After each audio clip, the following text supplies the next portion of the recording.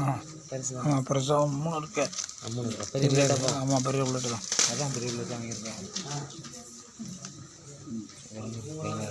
இந்த எல்லாத்துக்கும் கொடுத்துருங்க. ஒரு முறை தேங்காய் 2 பழம் எல்லாத்துக்குமா நிறைய வாங்கியிருக்கியா? ஆமாம் 25 25 27. சரி.